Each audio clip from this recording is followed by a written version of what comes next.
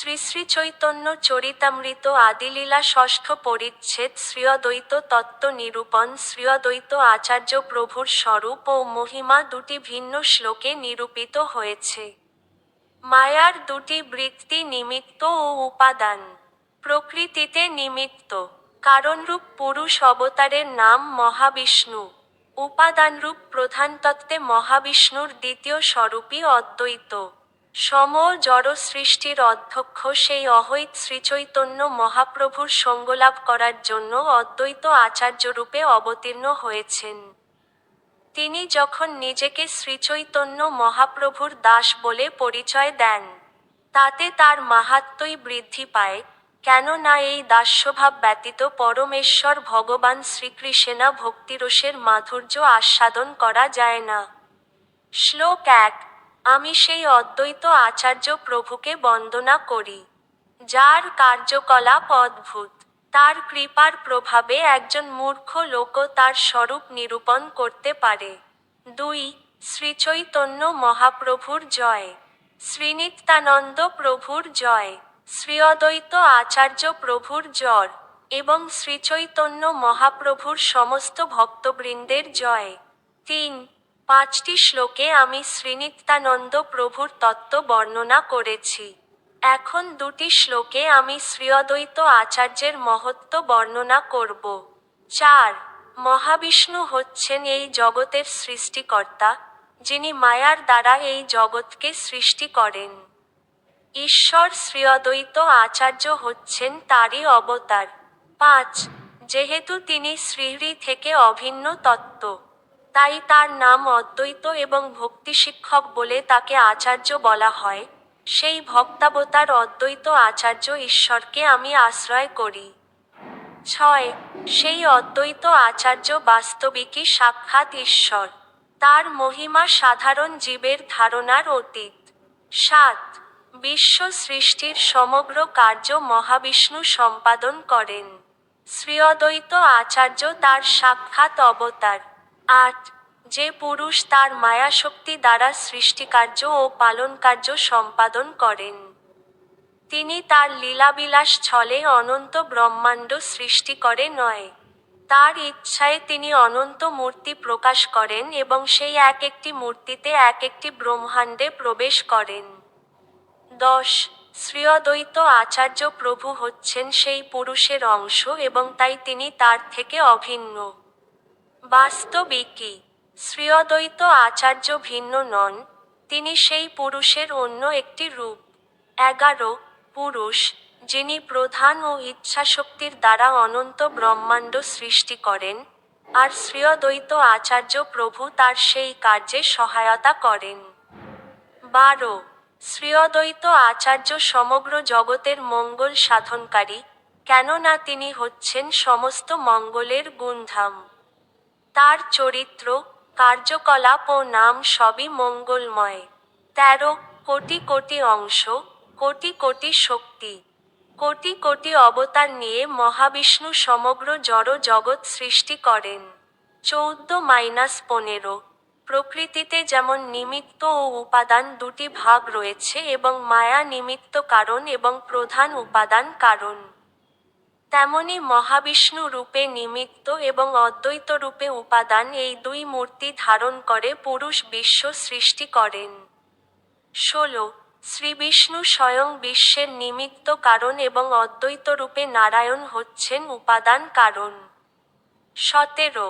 শ্রীবিষ্ণু নিমিত্ত অংশে মায়ার প্রতি দৃষ্টিপাত করেন এবং শ্রীঅদ্বৈত উপাদান কারণরূপে জড় জগৎ সৃষ্টি করেন। 18। যদিও সাংখ্য দর্শনে মনে করা হয় যে, প্রধান হচ্ছে জগৎ সৃষ্টির কারণ, কিন্তু অচেতন জড় পদার্থ থেকে কোন জগতের উৎপত্তি হতে পারে না। 19। ভগবান তার সৃষ্টি শক্তি প্রধানের মধ্যে সঞ্চারিত করেন, তখন ভগবানের শক্তির দ্বারা সৃষ্টিকার্য সম্পাদিত হয়। 20। অদ্বৈত রূপে তিনি জড় উপাদানের মধ্যে সৃষ্টিশক্তি সঞ্চার করেন, তাই অদ্বৈত হচ্ছেন সৃষ্টির মুখ্য কারণ। 21। শ্রীঅদ্বৈত আচার্য হচ্ছেন কোটি কোটি ব্রহ্মাণ্ডের সৃষ্টিকর্তা এবং তার আর এক মূর্তিতে, গর্ভদোক্সায়ী বিষ্ণুরূপে, তিনি প্রতিটি ব্রহ্মাণ্ড পালন করেন। 22 শ্রীঅদ্বৈত হচ্ছেন সেই নারায়ণের মুখ্য অঙ্গ।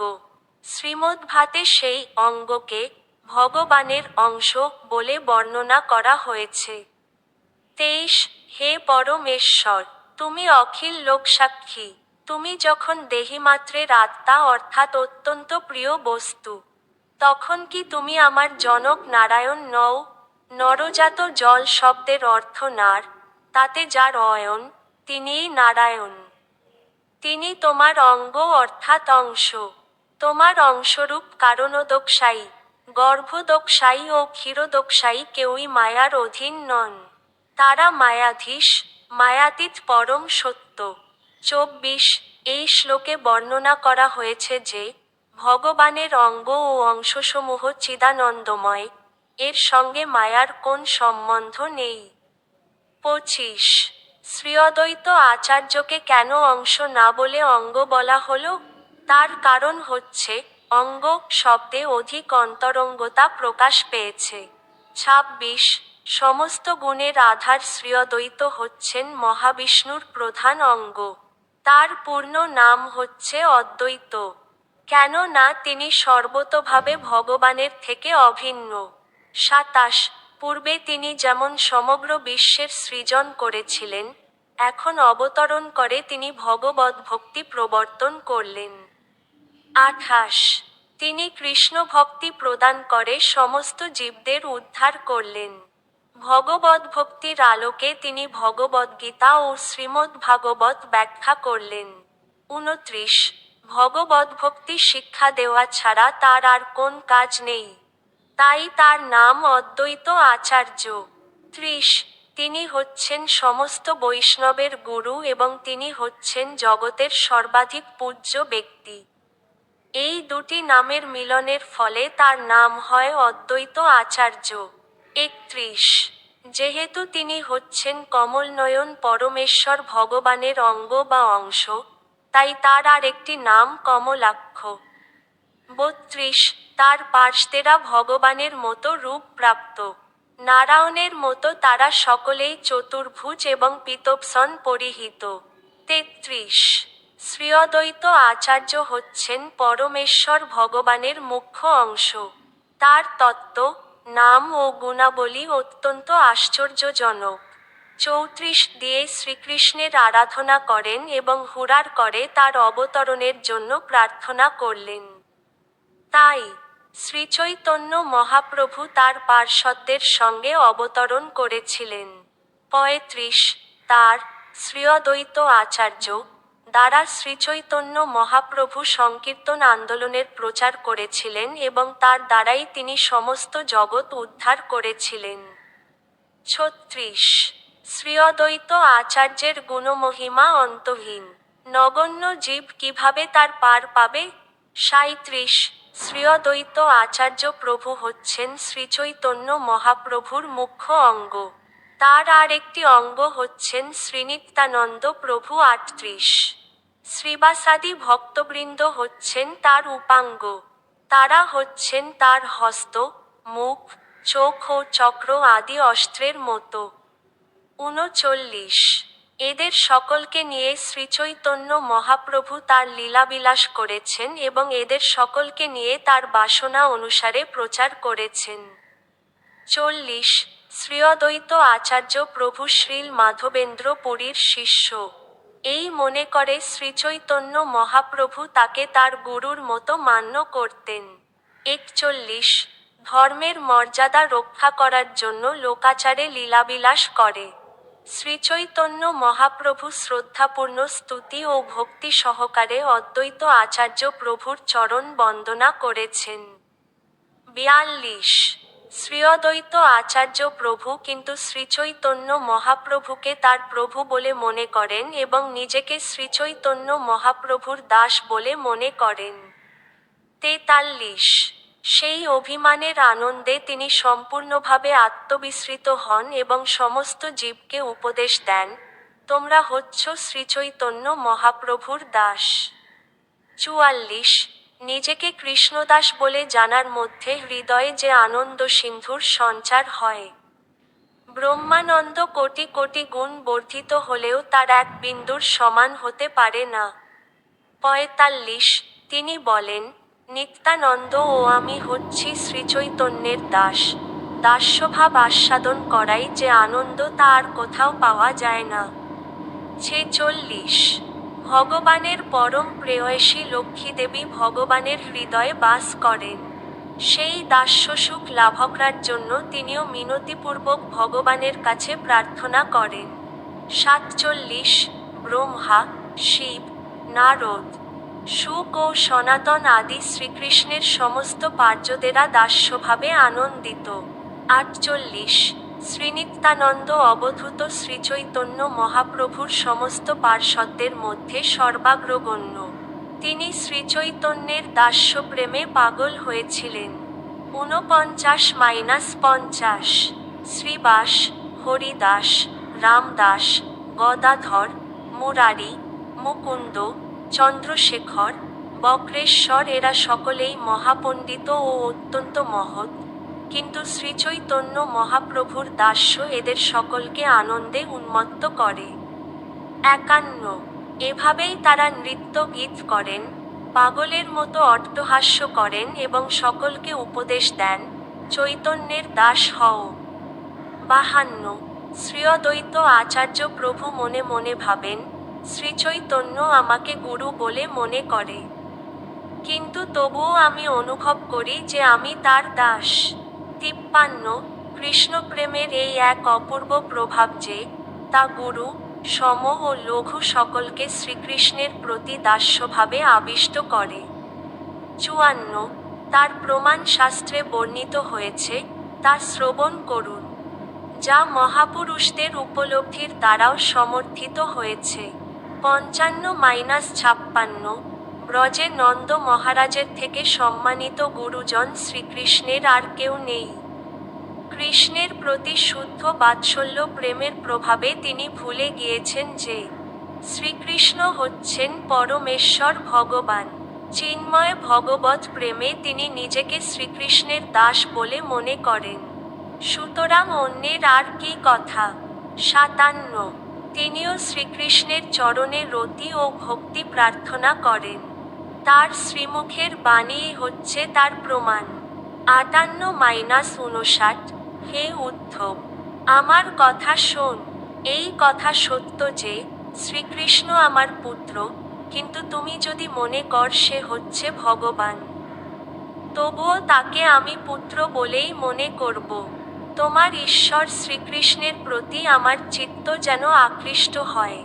৬০ আমাদের সমস্ত মনোবৃত্তি শ্রীকৃষ্ণের শ্রীপাদপদ্মকে আশ্রয় করুক। আমাদের বাক্য সকল তার নামকীর্তন করুক এবং আমাদের দেহ তার অভিবাদনে প্রযুক্ত হোক। ৬১ কর্মফল অনুসারে ঈশ্বরের ইচ্ছায় জড় জগতের যেখানেই আমরা ভ্রমণ করি না কেন, দান আদি শুভ অনুষ্ঠানের দ্বারা পরম পুরুষ কৃষ্ণের প্রতি আমাদের রতি বর্ধিত হোক। ৬২ শ্রীদামাদি ব্রজে শ্রীকৃষ্ণের যত সখা রয়েছেন, শ্রীকৃষ্ণের প্রতি তাদের সখ্যভাব সম্পূর্ণ নির্মল এবং তার ঐশ্বর্য সম্বন্ধে তাদের কোন জ্ঞান নেই। ৬৩ যদিও তারা শ্রীকৃষ্ণের সঙ্গে যুদ্ধ করেন এবং তার কাঁধে চড়েন, তবুও সেই সঙ্গে তারা আবার দাস্যভাবে তার চরণ কমলের সেবাও করেন। ৬৪ পরমেশ্বর ভগবান শ্রীকৃষ্ণের কোন কোন সখা তার পাদসংবাহন করতে লাগলেন এবং অন্যরা যারা সেবাবিঘ্নরূপ পাপ থেকে নিত্য মুক্ত, তারা পল্লব রচিত হাতপাখার দ্বারা তাকে হাওয়া করতে লাগলেন।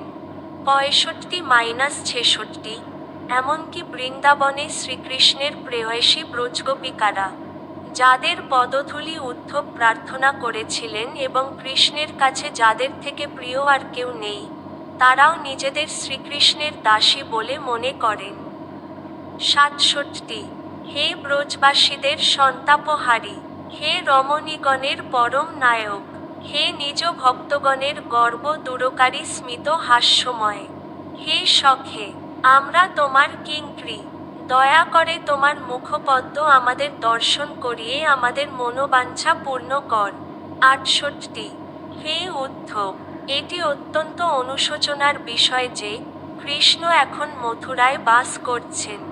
তিনি কি তার পিতৃগৃহের কথা, তার বন্ধুদের কথা এবং গোপবালকদের কথা স্মরণ করেন? হে মহাত্তম, তিনি কি কখনো আমাদের কথা, এই কিঙ্করীদের কথা বলেন? কবে তিনি অগুরু সুগন্ধযুক্ত তার হস্ত আমাদের মস্তকে ধারণ করবেন? 69-70। অন্য গোপিকাদের কি আর কথা, এমনকি তাদের মধ্যে সর্বশ্রেষ্ঠা যে শ্রীমতী রাধারানী, যিনি তার প্রেমের দ্বারা শ্রীকৃষ্ণকে অনুক্ষণ বেঁধে রেখেছেন, তিনিও দাসী হয়ে তার চরণ সেবা করেন। 71। হে নাথ, হে রমণ, হে প্রিয়তম, হে মহাবাহ, তুমি কোথায়, তুমি কোথায়? তোমার বিরহে অত্যন্ত কাতরা এই দাসীকে তোমার সান্নিধ্য দান হে সখে কর। 72। দ্বারকায় রুক্মিণী প্রমুখ মহিষীরাও নিজেদেরকে কৃষ্ণদাসী বলে মনে করেন। 73। জরাসন্ধ প্রমুখ রাজারা যখন উদ্যত ধনুর্বাণ নিয়ে সেখানে দাঁড়িয়েছিল এবং আমাকে শিশুপালের কাছে অর্পণ করতে যাচ্ছিল, তখন তিনি বলপূর্বক আমাকে তাদের মধ্য থেকে ছিনিয়ে নেন। ঠিক যেমন একটি সিংহ ছাগল ও ভেড়ার পাল থেকে শিকার তুলে নেয়। তার শ্রীপাদপদ্মের রজ তখন অজেয় সৈন্যদের শিরভূষণ হয়েছিল। সেই শ্রীপাদপদ্ম যা হচ্ছে লক্ষ্মীদেবীর আশ্রয়, তা চিরকাল আমার আরাধ্য হোক। 74। আমি যে তার শ্রীপাদপদ্ম স্পর্শ লালসায় তপস্যা করছিলাম, তা জেনে তিনি তার সখা অর্জুনের সঙ্গে এসে আমার পানি গ্রহণ করেছিলেন। তবুও আমি সেই শ্রীকৃষ্ণের গৃহমার্জনকারিণী একজন দাসী। 75।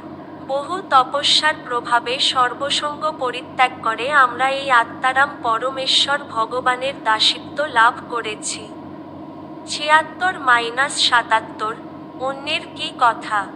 শুদ্ধ সখ্য ও বাৎসল্য রসে শ্রীকৃষ্ণের সঙ্গে সম্পর্কযুক্ত ভগবান বলদেব পর্যন্ত নিজেকে শ্রীকৃষ্ণের ভৃত্য বলে মনে করেন।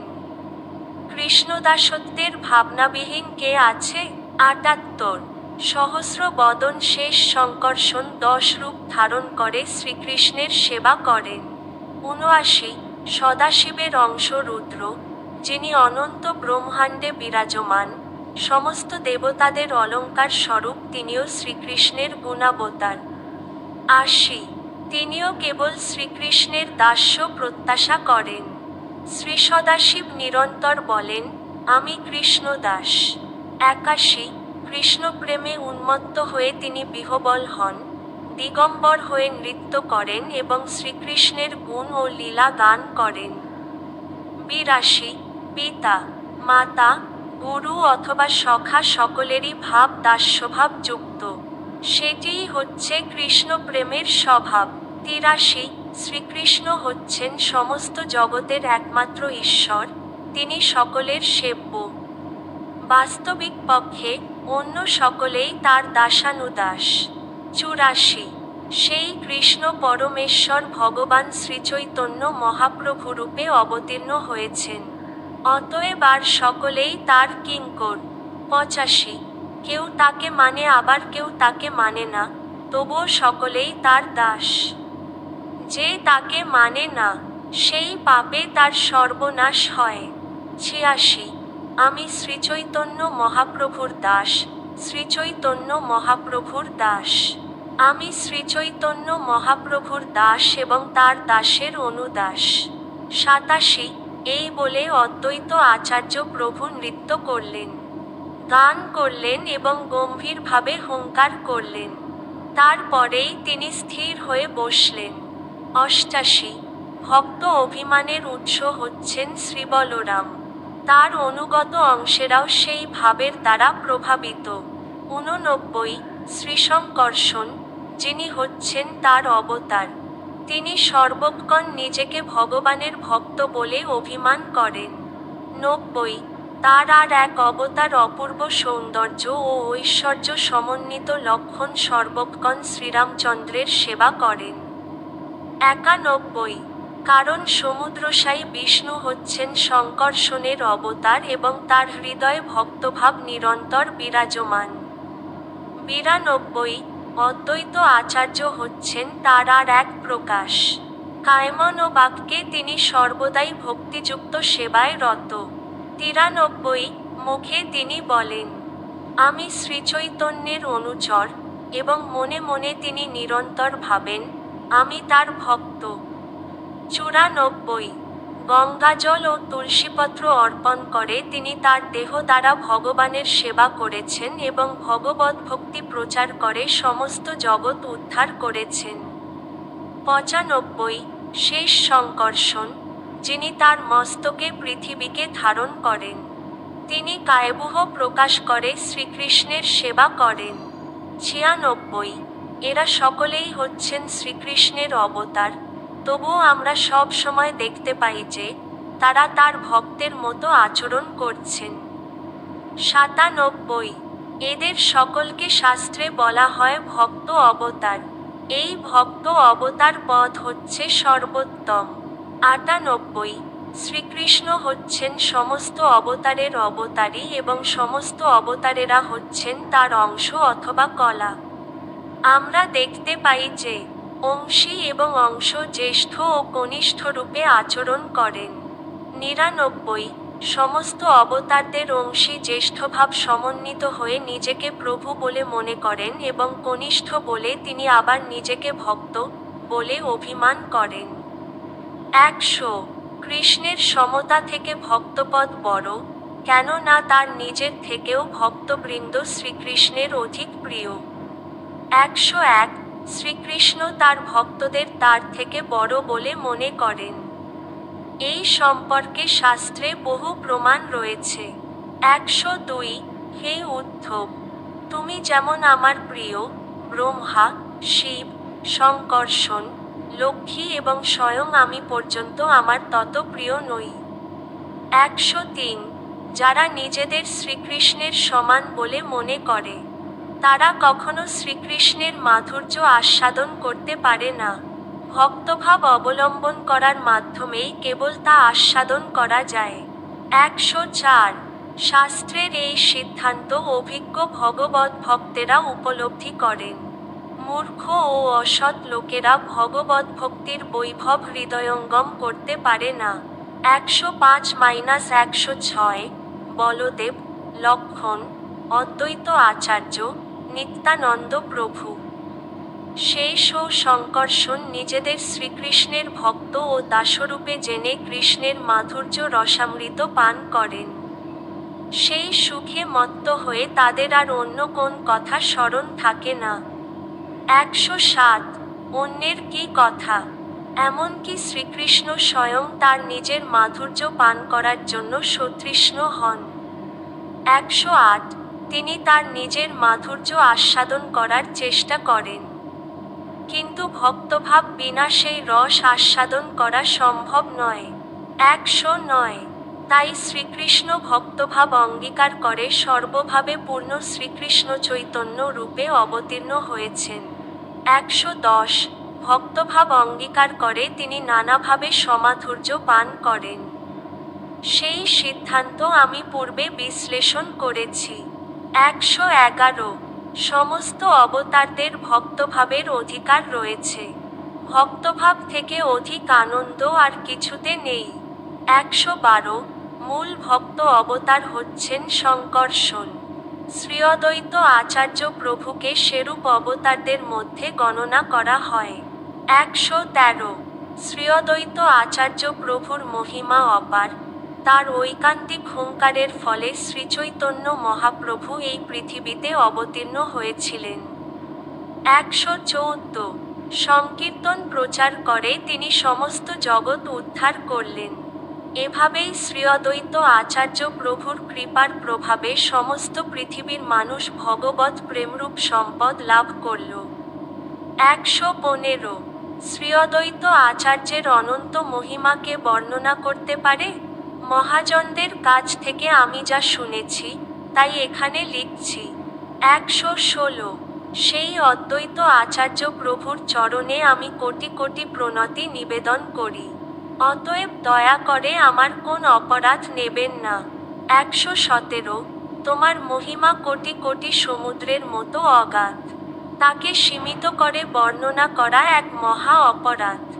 ১১৮ জয় শ্রী অদ্বৈত আচার্য প্রভুর জয়।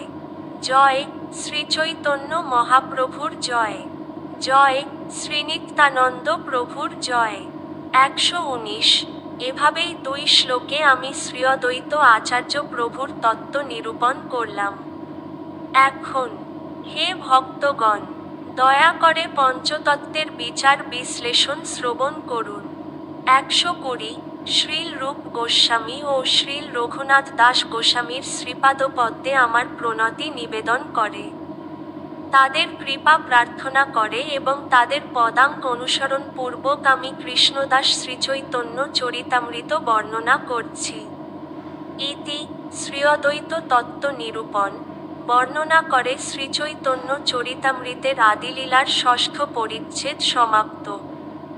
সম্পাদনায় ঋষিকেশ নাথ।